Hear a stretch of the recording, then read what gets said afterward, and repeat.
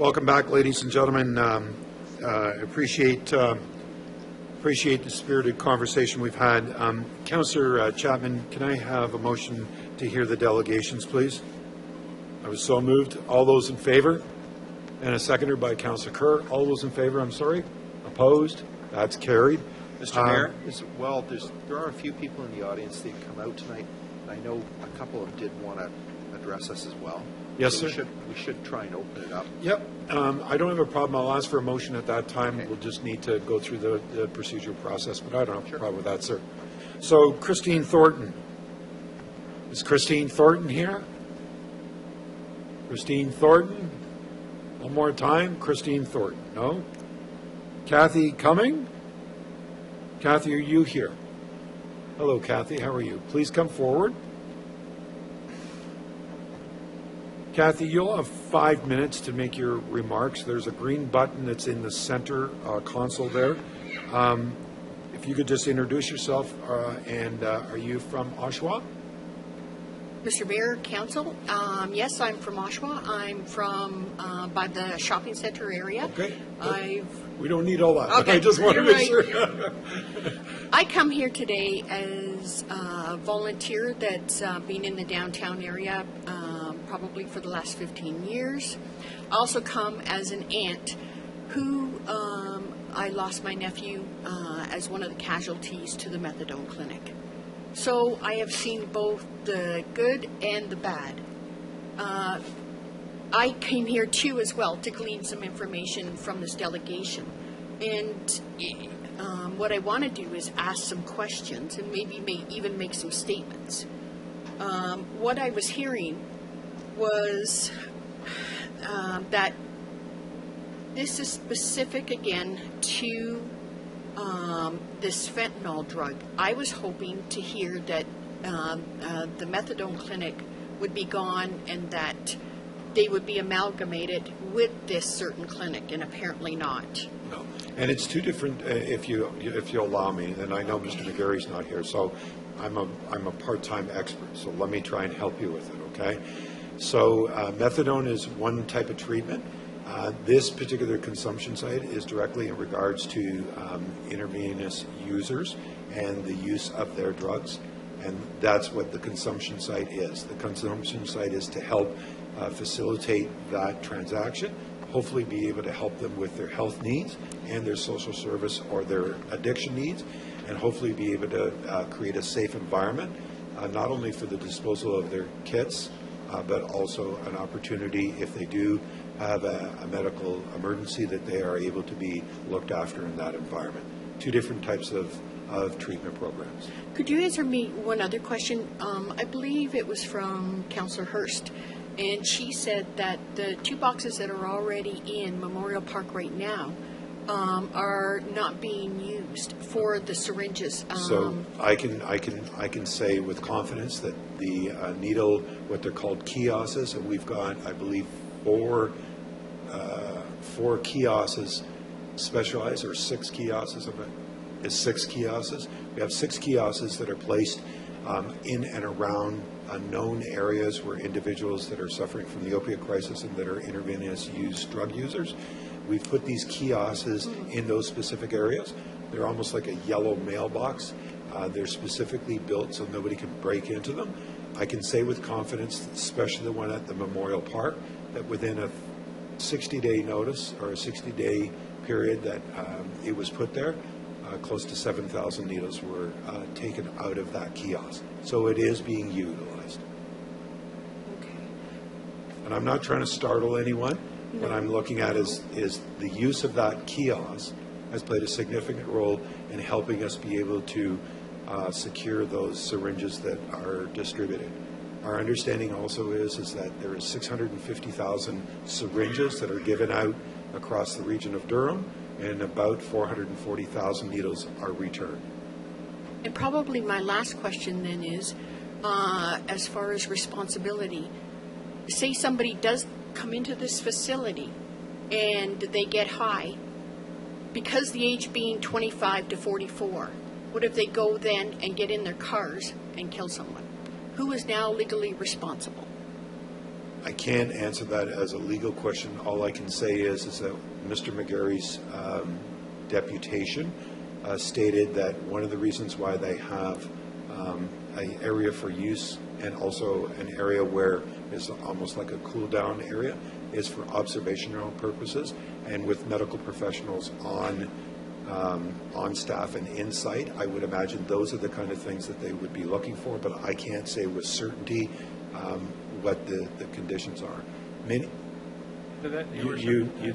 Anyway, you can I would suggest that anybody that's going to take their drug and drive is going to do it regardless of whether they're at one of these sites or whether they're at their home or whether they're on a street corner if they have access to a vehicle.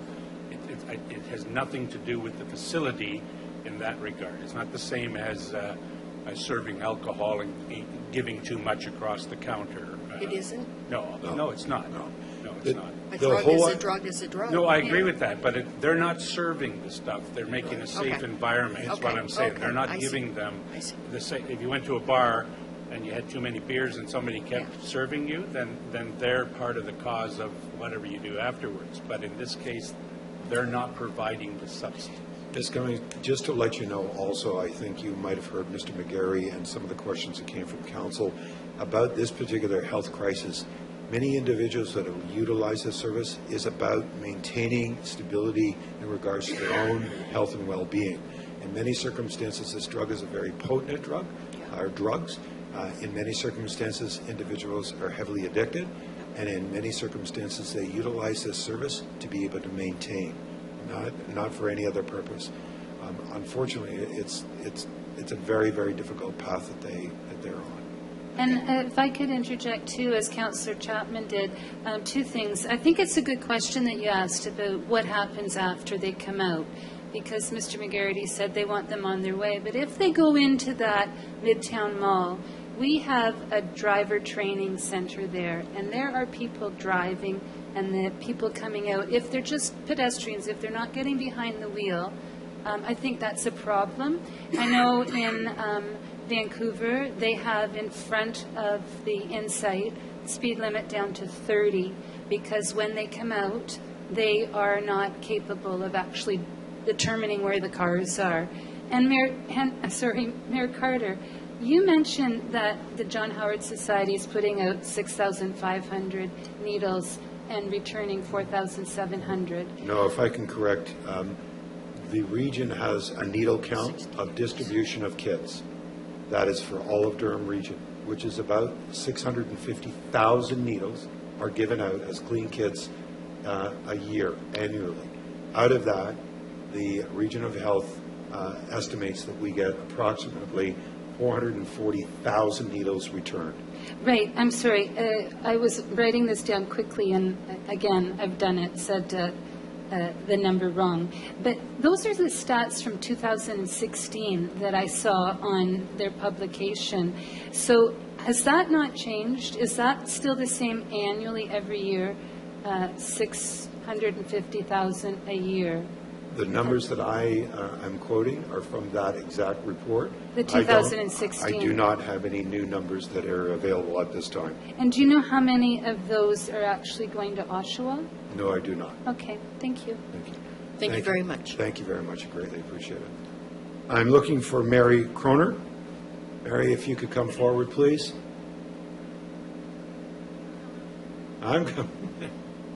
Mary, it's always a pleasure to see you. Thank you very much for being here.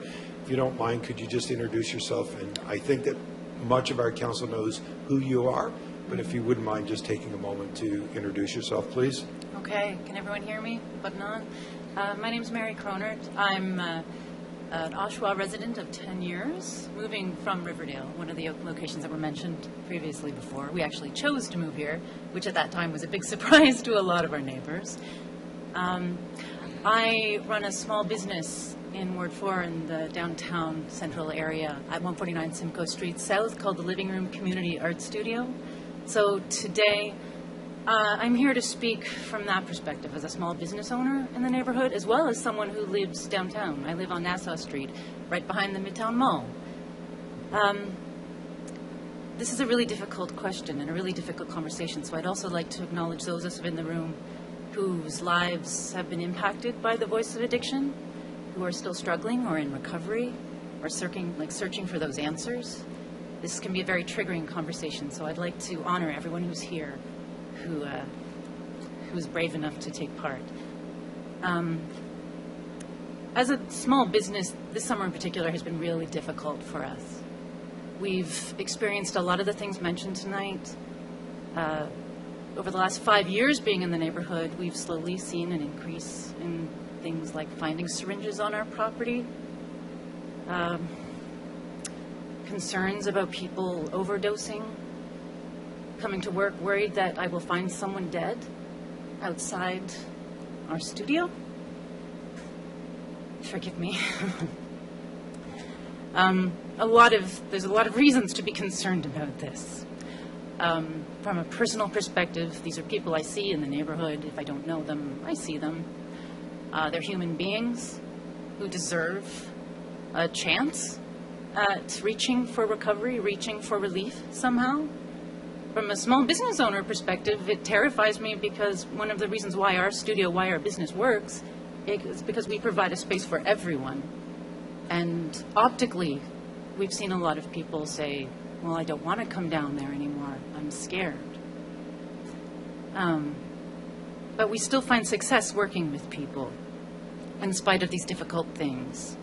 One of the reasons I think we do is because we have really honest conversations with people in the community about these experiences, about addiction, sometimes with people about their own addictions and their recovery process. So I know that with relationship building and with communication and with questions that we can talk about, discuss openly, it is possible to make things better. But I'm scared. I'm also scared. I'm scared about what happens if we don't do anything as a community. Because it's easy to say, not in my backyard, not in my neighborhood, not on my street. The truth is, it's already in our neighborhood. It's on our streets. And literally at my house, it's been in my backyard of having to go outside and finding someone there and having to explain, why it's not cool. What help can we get you?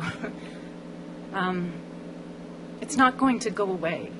And this summer, I've seen it, unfortunately, get worse. And in spite of all the wonderful work being done, I think we need to try something new. It's time to try something new. And I feel like there's a part of that involves community and small business as well. I'm encouraged by the questions and the discussions that are happening here, and the fact that it sounds like community will be involved in this discussion. But without that, without trying new things and taking some risks to see what happens and being willing to acknowledge what works and what doesn't work, I'm truly, truly scared. And I'm afraid that's all I have to say right now. But we're here, and if Living Room can be of any service in sharing what we've learned or working with people, helping provide an answer, I'm happy to do so. I'm happy to talk to any other small businesses in the area who are scared as well. Mary, thank you very much for your delegation. I greatly appreciate it. We may have a couple of councillors that would like to ask you a few questions if you're comfortable with that. Sure. Thank you. Councillor Kerr. Thank you, Mr. Mayor, and thank you, Mary, for your heartfelt delegation tonight. I really loved your words when you said these are human beings.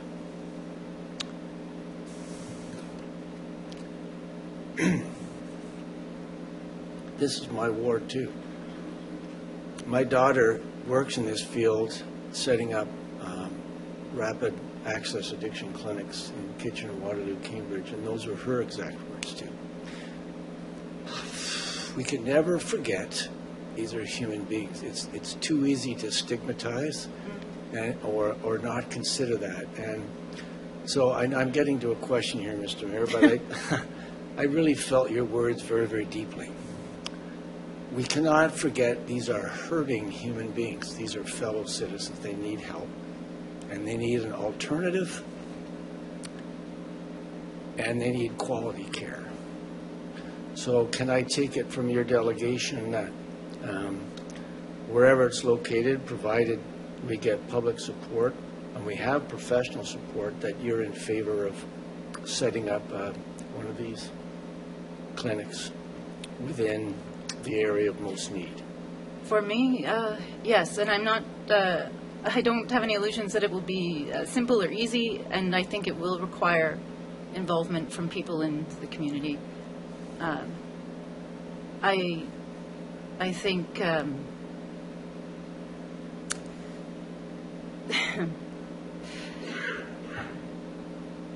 yes. Where is it going to be if not where people can access it? I mean, I think that's an illusion and a certain kind of privilege that comes for those of us who don't have to see it on every day or don't have to experience it. Again, it's often when we talk about stigma, we're also talking about profiling in a lot of cases. Those people, these, even like the language we use sometimes can be so othering, which is part of the problem, and which is why we need professionals who are trained in these areas who can just deal with human beings as human beings without the judgment. Because it's difficult for those of us on the other side to not do so because of so many different things. And unfortunately, a lot of the people we see are people who are those who are most vulnerable, because people who have more resources can use in their own homes. They can use in other places. So we're not seeing those people as often as we are those who are most vulnerable. So, and those who are most vulnerable have already been marginalized to such an extent that there's already a lot of distrust and a lot of pain built up. So I mean, the small piece that I see, the small conversations that I have every day, what I do know that does work is person to person. Human beings change other human beings. Human beings help other human beings. And that's why I think a site like this has potential. It sounds different. I learned a lot tonight as well. It sounds like we're building upon the foundations that other sites like this have started. We're moving beyond the work that they've done, which is another opportunity for Oshawa to lead the way. What an extraordinary thing if we can do that, if we can be a place that other people turn to as an example of what works. But we won't know that unless we try.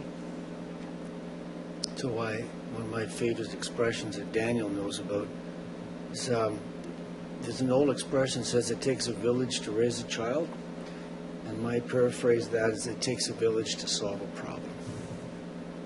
So the more we get together as a village and help these fellow citizens, the better off we're all going to be. And the more we learn, the less afraid we'll be to engage. Exactly. Thank you, Mr. Mayor, for the opportunity to speak. You're very welcome. I want to try and make sure we're asking questions of our delegation. Councillor McConkey, you have the floor. So I'll say it in the form of a question, Mayor. Thank you very much. I greatly appreciate that. Yes, would you be interested in visiting that South Riverdale site on Queen Street that I mentioned in my questions to Mr. McGarry? I'm asking you because I'm aware that they have an open house every first Wednesday of the month, and I can pass along to you if you are interested in the name and number of the woman I met with today, and I'm sure we're willing and quite able to give you the tour when they have this the first Wednesday of every month. Heck yeah. I may already be familiar with her. Yeah. Okay, thank you. Mary, thank you very much for your delegation. And by the way, just thank you for the work you do in our community. Everybody recognizes the work you're doing is hard work, but it is recognized, and we're proud to see the work you do each and every day. So thank you for what you do, and thank you for your delegation this evening. We greatly appreciate it. Thank you. Thank you. Ladies and gentlemen, you heard from Councillor Gray that there may be other members in the audience that would like to have the opportunity to come forward to share their moments. So, Councillor Gray, can I make a suggestion that you move a motion to open the floor to hear others? Absolutely. And could I have somebody second it? Councillor Hurst second it. All those in favor? I was going to ask for 2/3, but I think it flew, so not a problem. So why don't I start on the right-hand side? Is there anyone here that would like to? Daniel, you'd like to come and speak? So come on forward, Daniel. As you know, we are limiting everybody to 5 minutes, if you don't mind, please. You're a passionate individual. and I appreciate that. And we're going to try and make sure the council asks you questions if that's appropriate. Could you introduce yourself, please? My name is Daniel Cullen. Yes, sir. I'm a downtown, I love downtown. I love Oshawa, I love Durham. That just goes without saying. So I listened to Mr. McCary talk about being in downtown Vancouver, and I saw a video on the internet, on Facebook, over the last week about the dark side of East Hastings. I was a homeless man in the downtown East Hastings area. I lived among the ranks of the people that are drug users for a period of time over my lifespan. And the dynamics of East Side Vancouver and Hastings Street, where it has always been a drug-infested neighborhood. It's always been a socially, economically oppressed neighborhood since the 60s and 70s. So it's got a longevity of issues. The people that end up there or that are there are like the people here, humans, but it was a problem that got way out of hand. And when they tried to solve a problem that was way out of hand, the ramifications of all the contributing factors to the problem were exasperated or exemplified. I've been in Oshawa for almost 5 years now. My whole purpose of coming to Oshawa was to address the issues of homelessness from lived experience and to affect change to the best of my ability and get the noisy wheel, the greasy wheel, whatever, the noisy wheel. And I see the effect of it working. The downtown core is nothing like East Side Vancouver, all right? The dynamics are the same because wherever an addict is, the dynamics are the same. But the problems aren't as out of hand as they should be. They are. It's an opioid problem. We have a crisis, yes, but we have the things in place to address it as it is. With the wraparound services that they have with the CTS program, not the safe injection site is one thing, but with the CTS, the program where it's consumption, I forget what it is, but how the wraparound services and all the things that are there. My famous, I quote it all the time, if you give a person a big enough hope, bigger than the challenge they face, they'll find the abilities to affect changes necessary. And that's what I'm saying. I'm wholeheartedly in agreement with the idea of this program being here.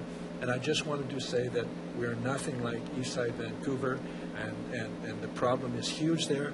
We are Oshawa, and we are Oshawa with distinct characteristics, a fine community, even among the ranks of those that are marginalized or caught in addiction. We still have a very good community, even among the ranks of the people that have addictions.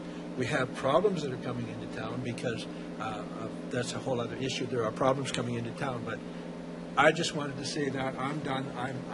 I just want to say we need to have wraparound services to give the people a fighting chance. And if you give a person a fighting chance, they move forward. And so I hope that the questions are answered, and when they're answered by March 18th, when they come back again, I would really, really hope that we endorse it.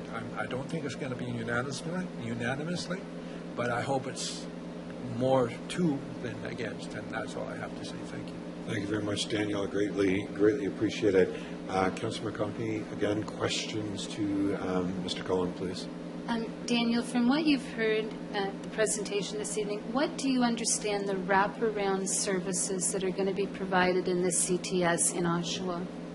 They said they'd have a nurse practitioner, which is a priority because a nurse builds capacity within the community, and they're in the community. They would have a nurse working there. The nurse would be there to do the prescriptions, the RN, and so on. They would have a social service worker there. They would have an addictions counselor there. They would have a housing worker there. Those kind of services is what would be their wraparound services. And the ability to an outreach worker and a peer-to-peer support worker. And with those implications, you know where the best advice comes from? Is another person that has the same problems that you do, that you're trying to work your way out of, right? Some of the best counsel I ever got when I was in my mental challenges was in the smoke room in the psychiatric ward. because there's nothing better than one person with a mental illness trying to help another person with a mental illness, because we talk the same talk. We have the same biases, and we come at it with the same assumptions. And so I can say something to you that will trigger you, but if I don't have the place where I can feel comfortable to sit down with a peer worker or a peer support worker, then that opportunity may not present itself. And the light moment, everybody needs the aha moment, that epiphany, and that's what that offers. That would offer. I understand exactly and agree that we all learn from each other, but the environment, that the way these are set up, you know that you go into a stall to shoot up. And you're going there, and Mr. McGarry said very clearly they'll be in and out. But in that time, I mean, the supervisor is the nurse practitioner. And when they do this engagement about the addiction, these people, I was talking to somebody today, and I said, it's like you're eating a big chocolate cake, and somebody wants to talk to you about a diet. Like, it doesn't happen at that moment. They're saying they want to make it a warm environment. That's what you've heard, right? Yeah, but when they're in there shooting up, I mean, they're getting that pleasure, that high, that warm feeling from the drug. So to say on top of that, they're giving a warm environment, I'm having, you've probably seen, because we're together on Facebook, having a hard time reconciling. Definitely in this way it's presented, and from what I saw today, I see there's definitely a need. But do you not agree, when you say that you distinguish Oshawa from Vancouver, do you not agree that you distinguish Oshawa from Toronto and the downtown where there are these CTS now? Daniel. You're aware, Daniel, that through the mayor, I'll ask you, you're aware that almost every city in the province right now is going through this same discussion because there's funding available, so they want to take advantage, and every community is having basically the same conversation. So there's about 9 questions there, so try and answer them. So the last one is about all the cities. There's many cities. Actually, that are there were 2. If you Okay. distinguish Oshawa from Toronto, and he's answered that, so I'm asking him if he's aware that this conversation is going on across the province, because these funds, this 25 million, is available, and so there's going to be a lot of applications. You're aware of that? I am aware of that, and just let me put it this way. Have you ever seen anybody do the nod? When you're sitting with somebody that does the nod, and you know what the nod is, if you don't understand it, people treat you differently. But if I'm in a room and there's one person has a nod in the cool down room or the chill out room, another person has a nod, the person that is a peer knows what the nod is all about, and they're not going to go in there and say, you know what you need, you know what you need. They're going to be in there, and you know what works better than anything else is that I can sit with you, and when you're on the nod, not do anything about it. Just let you know that you're on the nod and you're in a safe place, and we'll talk again. And that's what you're creating the environment for change. I think you also had a question about the environment itself. Was it supportive or to help individuals? And that's what your concern was, if that's what I understood. Yeah, I'm just trying to, we all have a mental image of what this is going to be like and how it's going to help. And I'm wondering if you visualize it that way, that there's this camaraderie. I mean, that's what happens at an addiction center when they're actually being counseled on rehab. But this is a place where they're going specifically to be safe shooting up. And the fact you're aware now that we have a higher prevalence of naloxone thanks to the government and thanks to the Pharmaceutical Association, and now we have these new measures that may actually, that graph that we saw, that peak, do you not think that it could come down without having one of these facilities in the city of Oshawa? No, I don't. Okay, thank you. Councillor Gray. Just for my own education, could you explain to me what a nod is? I assume it just means you pass out, but Well, once there's phases through when you inject needle, and when you get that first rush, and then you fall, and some people have been known to put their face in their food, and it's just a process of nodding out. It's going into dreamland for a little bit of time, and when you come out of it, then you move forward from there. It's passing out. Okay. in a sort of sense. And is that the concern you passed out, or is that just a natural process? That's a natural process. From the, Yeah. thanks. I heard it came up in other, throughout the evening tonight. I'd already asked my questions, so as soon as you said it, I need to know what this is. Thank you. Councillor Chapman? Yeah, hi, Daniel, good to see you again. A couple of questions from your experience and mine from the other side. You know, I was a police officer for a long time. But, so part of this site, when the people go in there and they now can have that drug tested because there's concern out there about what's in it, right? It's a building of trust as well. Is that not true? Yes. And in order to get to the point where when somebody has the epiphany that you had, and I keep talking to Derek about that people that want to come off what they're doing and change their lifestyle, it dawns on them, and help needs to be there, but it needs to be trusted help before they'll go down a different path. Would you agree with that?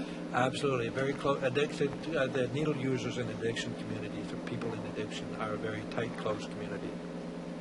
And by having these other services available when that epiphany happens, i.e. such as an addiction counselor, or even building the trust with somebody that looks after them. You're aware of the primary care outreach pilot that we have out there, and the first 3 or 4 months was building trust. So now that the paramedic that works there actually offers some assistance medically and or gets some people to the doctor. Would you see this type of facility doing that as well, as opposed to this outreach that's trying to find the people all over the place? There's now a sort of a central place where we can concentrate more effort? Yes, that would be the purpose of it. Great. Thanks a lot, Daniel. Good seeing you again. Thank you, sir. Thank you, Councillor Chapman. Councillor Hurst, you had a question? Councillor Chapman asked my question. Thank you. It's okay. No, it's great. It's nice that I'm thinking like you once in a while. It's great. Yeah, no, it's great. Thank you very much. Thank you very much. Councillor Marks, you okay over there? Sorry, Mr. Mayor, I forgot my puffer this evening. Okay. I'm just starting to get worried about you. Daniel, thank you very much for the opportunity for your delegation this evening. On the right side of the room, is there anyone else that would like to make, sir, with the hat? Would you like to come forward, please, sir? And as you come forward, once you get yourself seated, if you could introduce yourself, your first and last name, please, sir. And if you are a resident of the city of Oshawa, I'd like to know that too, please, if you don't mind. I push down and hold it down. Oh, it's on now, sir. Okay. And you are? My name is Jim Ouellette. Jim? I've been a resident of Oshawa for my life. Okay, beautiful. Yeah. Thank you for being here. You have the floor, Thank sir. you. First time I've ever been in a council meeting. How about that, eh? Good looking group, eh? No easy answers to this whole situation, that's for sure. Lots of things to consider on both sides of the fence. I'm going to have to put on my glasses here because as the meeting then is going on, I've been writing things down.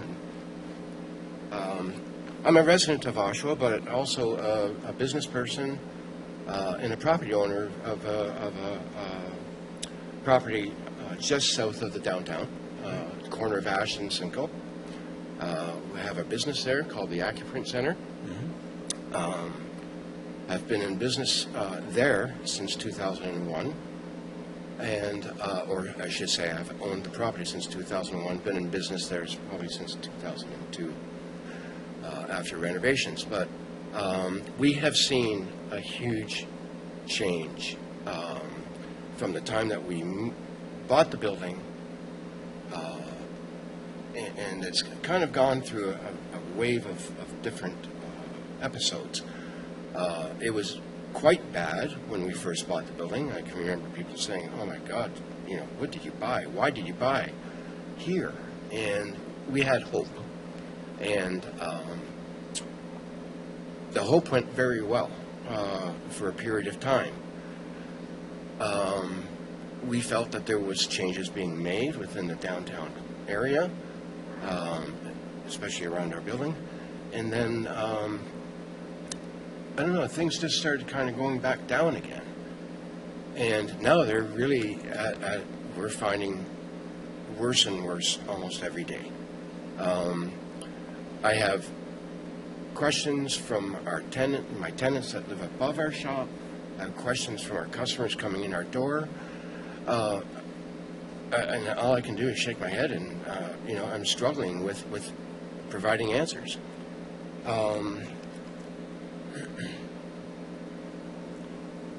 So, because of being a property owner, one of my biggest concerns is the devaluation of our properties when you own a property in an area where an injection site will be put in. I'm a little bit concerned about that. Are people going to want to buy property in an area with an injection site? Or with any type of rehab, drug rehab facility, methadone clinic, whatever. I'm a person who's very open-minded, and I understand both sides, and I'm here just like everybody else. I've became educated tonight, but there's still questions.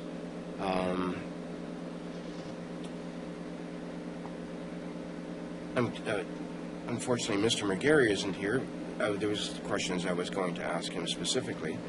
I was curious about the amount of rooms that would be in one of these sites. If it's just one room, we're talking, I believe I heard him say there's like between 20 minutes and 40 minutes that a person is there. Well, in a period of 5 hours, you're only looking at 5 people, or maybe seven people. For the amount of addicts that are out there, I don't know how much of a difference this is going to make.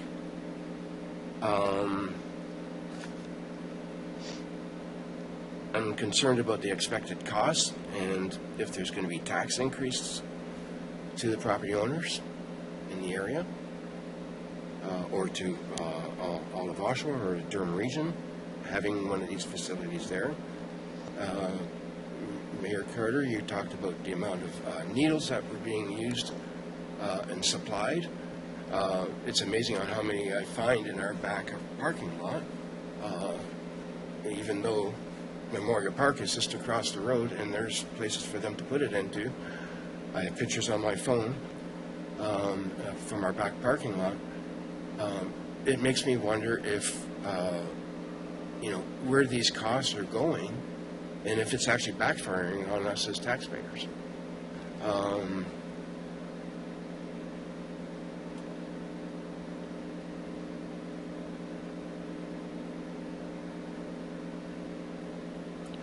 I was curious on what the guarantees are to the property owners and businesses if it doesn't work. Can council, the city of Oshawa, say, okay, well, if this isn't going to work, probably like the methadone clinic, can we actually have them or stipulate within their contract that they must move to a different location, or they have to close up, or I'm not sure what. Once again, as a property owner, I kind of want to know what's in our favor, what's in it for us, and I kind of don't want to say it that way, but I do. We have personal interests, financial, business interests, personal interests. It's a concern. I thank you all for coming. Thank you very much for your delegation this evening. If you'll just hold on a moment, I know that some members of council may want to ask you some questions. Thank you. So just give me a moment. Questions to the delegation, Councillor Kerr. Thank you, Mr. Mayor, and thank you, sir, for coming forward. Do you recall during Mr. McGarry's presentation how many square feet he said that the desirable amount would be for the clinic? 2,000, I believe. Upwards of 3,000? Are you aware that the intent would be to have multiple rooms in which a person could self-administer, not just one? I didn't know how many rooms there was actually going to be. I knew that there was going to be other staff there and other counseling available, which I know takes up room. I didn't know if they were going to have a restaurant-type setting where food could be available to them. laundry facilities, shower facilities. I didn't know. Wait, what? Okay. So I guess my question would be, would it be prudent then to access the survey that's coming out and ask those questions, and perhaps they could ask you directly that way? Absolutely. The other thing I would say is, one of the benefits, would you agree that there's a difference if there's no place to inject safely and the needles are ending up in your parking lot or along the different parts of Oshawa? If the persons now have a safe place to inject and get treatment and go there instead, would you not agree that the potential impact might be there'd be less free-range shooting up in the neighborhood as opposed to going to such a site? Yes, I do believe that. And I think that's why location is important, though, because I don't think having something in the downtown, just south of the downtown, because in my question is, why don't they have it just downtown then, right downtown? You know, right beside the police station, right beside City Hall, you know, because we don't want it there. Fair enough. Thank you, Mr. Mayor, for the opportunity to ask the questions. Absolutely. Councilor Gray. Thanks for your delegation, Jim. Have you talked to any other business owners in your area? I have only talked to really only one other business, and if I can say it's Node 1, that we're concerned about the drug use in our area and people that were sleeping out in front of their shop, that type of thing. So I know there's definitely a concern with that as well. Okay. So if you could continue to dialogue with the other business owners, and if there's another meeting of council, I'm sure you could come back and report to us. Thank you. Councilor McConkey, did you have questions? Yes. Good evening, Jim. You were specifically asking about property value. Yes. And I think that it seems to be something that's been ignored in the discussion this evening, and I think you have every right of being a resident of the city for a long time, a business owner, to have that concern.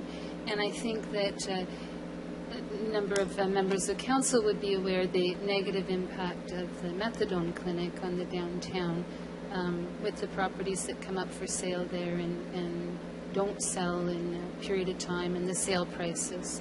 So, yeah, I agree with you. The location's very important, and I think you may be able to tell from I'm asking you, can you tell from my questions this evening how conflicted I am on this? I mean, yes, of course, we all want to help others, especially those in need, vulnerable, marginalized. But at a certain point in time, we have to make a very rational decision. Don't you agree? What's best for the city? And that's what we're elected here for. So I would like, hopefully, when Mr. McGarry comes back, that we have a full house here and he's able to answer the questions you have and other citizens of Oshawa have with, I think, concerns that need to be addressed. So thanks for coming this evening. Thank you very much. I think I had just one last thing, if I could,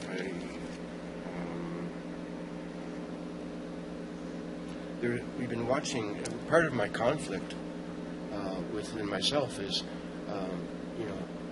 we've been watching this episodes on Netflix called Dope. Yep. My goodness, what a way to really open your mind up to what's out there. And one of the comments that one of the dealers said on there was, once an addict, always an addict. Or once a user, always a user. And I thought, man, there's just no getting away from it. If this is the fight I'm having, is if we're trying to say, okay, well, we can cure these people, and then we're hearing this on the other side as they're saying, and this is right from a dealer that's saying, once you've had it, you've got it. You'll always have it. And I know that there is, different addictions, that there are certainly, maybe they will always have that addiction. But if it's under control, I understand that too, that's a big positive thing. But it's just a matter of knowing how we can all deal with it. and we are all humans. And just to let you know, recovery is possible. I understand, Dan.